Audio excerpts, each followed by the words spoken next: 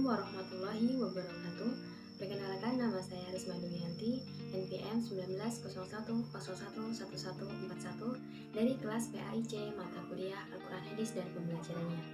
Baik, di sini saya akan mencoba menjawab beberapa pertanyaan untuk memenuhi tugas UTS Al-Quran Hadis dan Pembelajarannya. Untuk pertanyaan pertama, bagaimana konsep merdeka belajar dan pendidikan di era 4.0? Konsep merdeka belajar sangatlah berbeda dengan kurikulum yang pernah ada dan digunakan oleh pendidikan formal di Indonesia. Konsep pendidikan baru ini sangat memperhitungkan kemampuan dan keunikan kognitif individu para siswa. Jadi, berikut adalah garis besar konsepnya. Yang pertama yakni asesmen kompetensi minimum. Perbedaan konsep pendidikan baru ini dengan kurikulum yang digunakan sebelumnya adalah siswa diharapkan mampu menunjukkan kemampuan minimum dalam hal literasi dan numerik. Fokusnya bukanlah sebanyak apa siswa mampu mendapatkan nilai melalui penugasan dari guru, tetapi bagaimana siswa mampu berpikir secara kritis menggunakan kemampuan kognitifnya. Dalam bidang literasi, misalnya bila pada kurikulum sebelum-sebelumnya, siswa lebih banyak diharapkan menghafal dan menerapkan materi yang mereka baca. Dalam konsep asesmen kompetensi, siswa diharapkan bisa berpikir logis untuk mengabstraksi maksudnya dan tujuan dari materi. Begitu juga dalam hal numerik atau pada pembelajaran sains seperti fisika, kimia, khususnya matematika. Siswa tidak boleh hanya menghafal formula atau rumus, tetapi juga menemukan konsep dasarnya, sehingga mereka bisa menerapkan untuk menyelesaikan masalah yang lebih luas. Untuk yang kedua yakni survei karakter. Cukup melegakan bahwa pada akhirnya pemerintah mengakui pendidikan di Indonesia adalah investasi yang mahal, sebab setiap daerah memiliki keunikan manusia yang berbeda-beda dan tidak mungkin dipaksa untuk menerapkan satu sistem dengan indikator tetap. Pada konsep survei karakter, pemerintah akan menilai secara menyeluruh terkait kualitas pendidikan di sekolah, bukan hanya tentang hasil belajar, tetapi juga ekosistem dan infrastruktur pendidikan yang tersedia. Dengan kata lain, pengembangan kualitas pendidikan bukan lagi tentang penerapan indikator kualitas tetap, tetapi berdasarkan data hasil survei terbaru terhadap sekolah. Yang ketiga yakni perluasan penilaian hasil belajar. Satu hal yang paling menarik dalam konsep merdeka belajar ini adalah adanya perluasan penilaian hasil belajar siswa yang tadinya hanya dari nilai ujian nasional menjadi penugasan dan portofolio. Kedepannya siswa akan diberikan ruang untuk bisa mengembangkan diri mereka sesuai minat dan bakat. Dengan cara ini, stigma siswa pintar dan bodoh diharapkan bisa segera dihilangkan, sebab manusia memiliki bakat alami yang berbeda-beda dan tidak bisa ditentukan dengan tes formal. Yang keempat yakni pemerataan kualitas pendidikan hingga ke 3T. Merdeka belajar juga dapat diartikan keadilan terhadap akses pendidikan yang setara bagi seluruh siswa di Indonesia.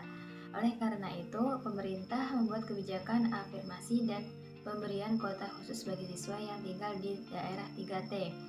Industri 4.0 adalah momen penting dalam pemerataan kualitas pendidikan di Indonesia, sebab pada tahun 2030 nanti akan menjadi puncak dari bonus demografi Indonesia dengan 64% penduduk adalah angkatan kerja. Kesiapan sumber daya manusia Indonesia akan sangat menentukan keberhasilan kita dalam menghadapi persaingan di industri 4.0, khususnya di daerah 3T yang masih memiliki tingkat kelahiran yang sangat tinggi. Yang kedua, apa rancangan perencanaan pembelajaran Al-Quran Hadis dan pembelajarannya yang Anda miliki dalam menyambut era pendidikan 4.0 ini? Pembelajaran merupakan membelajarkan siswa menggunakan asas pendidikan maupun teori belajar. Pembelajaran merupakan penentu utama keberhasilan pendidikan. Pembelajaran merupakan proses komunikasi dua arah. Mengajar dilakukan oleh pihak guru sebagai pendidik, sedangkan belajar dilakukan oleh peserta didik atau murid. Dengan demikian, pembelajaran adalah setiap kegiatan yang dirancang oleh guru untuk membantu seseorang mempelajari suatu kemampuan dan atau nilai yang baru dalam suatu proses yang sistematis melalui tahap rancangan. pelaksanaan, dan evaluasi dalam kegiatan belajar mengajar. Pembelajaran Al-Quran Hadis adalah bagian dari pembelajaran pendidikan agama Islam di madrasah yang dimaksudkan untuk memberikan motivasi, bimbingan, pemahaman, kemampuan, dan penghayatan terhadap isi yang terkandung dalam Al-Quran Hadis, sehingga dapat diwujudkan dalam perilaku sehari-hari sebagai perwujudan iman dan takwa kepada Allah Subhanahu wa Ta'ala. Untuk pertanyaan yang selanjutnya, bagaimana strategi pembelajaran Al-Quran Hadis dan pembelajarannya dalam menghadapi tantangan era pendidikan 4.0? Guru memberikan peranan penting dalam pendidikan di era revolusi industri 4.0.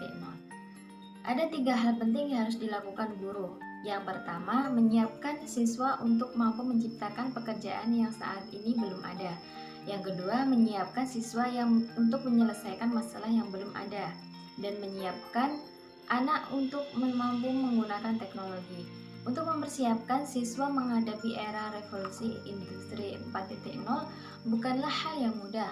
Guru memerlukan strategi pembelajaran yang mampu memfasilitasi siswa untuk berkembang. Strategi pembelajaran berpengaruh terhadap pola pikir apa yang akan dihasilkan siswa kelak nanti. Yang pertama adalah membantu siswa dalam belajar. Proses pembelajaran yang terjadi adalah teacher center. Guru sebagai sumber informasi satu-satunya di dalam kelas.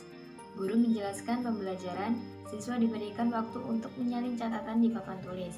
Siswa mengerjakan latihan soal, pembahasan, dan dilanjutkan dengan penilaian. Yang kedua, penguatan pendidikan karakter. Pendidikan karakter harus dikembangkan sedini mungkin. Penanaman karakter tidaklah mudah dan membutuhkan waktu yang lama. Penguatan pendidikan karakter merupakan kelanjutan dan revitalisasi. Penguatan pendidikan karakter dinilai penting dikembangkan di dalam dunia pendidikan. Hal ini dikarenakan bahwa penguatan pendidikan karakter memiliki peranan penting seperti ancaman keutuhan dan masa depan bangsa. Yang ketiga yakni teknologi. Era revolusi industri 4.0 menuntut sebagian besar orang memahami akan arti pentingnya teknologi. Teknologi yang ada memberikan banyak pengaruh yang baik dalam kehidupan. Pemanfaatan teknologi yang tepat dalam pembelajaran memberikan tambahan pengetahuan yang baik kepada guru dan ditransfer ke siswa. Sebaiknya guru mampu memanfaatkan fasilitas teknologi seperti dengan pencarian bahan ajar yang lebih menarik sehingga siswa bersemangat untuk mengikuti pembelajaran. Yang keempat, menjadi guru efektif. Guru efektif adalah guru yang selalu berpikir bagaimana cara menjadi lebih baik. Guru efektif bukan hanya mengetahui pembelajaran, namun bagaimana guru mampu menyampaikan kepada siswa dengan baik. Dengan cara pikir, guru mampu menjadi lebih baik. Guru akan mencari solusi apabila dalam pembelajaran ilmu yang ditransfer ke siswa belum sepenuhnya dipahami. Untuk pertanyaan yang keempat, bagaimana pengembangan media pembelajaran Al-Quran Hadis dan pembelajarannya yang sesuai dengan era pendidikan 4.0? Pendidikan sekarang tak dapat lepas dari media yang digunakan untuk proses pembelajaran, dan media yang digunakan tak luput dari perkembangan zaman berupa perkembangan teknologi. Sehingga bentuk media yang sering digunakan di era 4.0 ini yaitu berbasis online seperti HTML, e-learning, media sosial, web, e-book, YouTube, dan lain-lain. Metode belajar akan lebih bervariasi sesuai perkembangan zaman yang selalu menuntut perubahan sehingga siswa tidak bosan. Untuk pertanyaan yang terakhir, evaluasi pembelajaran Al-Quran Hadis dan pembelajarannya dalam suasana yang berdampingan dengan COVID-19. Kegiatan mengumpulkan data yang digunakan untuk mengukur sejauh mana tujuan pendidikan yang telah dicapai. Mengetahui pelaksanaan program pembelajaran daring terhadap pencapaian tujuan. Hasil evaluasi ini penting untuk mengetahui kemudahan dan kendala serta solusinya. Evaluasi merupakan salah satu jenis riset, yaitu peneliti tunduk kepada kaidah-kaidah ilmu penelitian. Metode yang digunakan dalam penelitian dapat digunakan dalam mengevaluasi teknik penarikan sampel, instrumen, dan data analisisnya yang sesuai dengan teknik penelitian objek evaluasi berupa apa yang dilakukan, Evaluasi dilakukan di semua sektor kehidupan yang mana pada setiap sektor memiliki objek evaluasi yang menarik. Jadi itu saja yang dapat saya jawab. Kurang dan lebihnya saya mohon maaf. Pada Allah saya mohon ampun. Saya akhiri. Wassalamualaikum warahmatullahi wabarakatuh.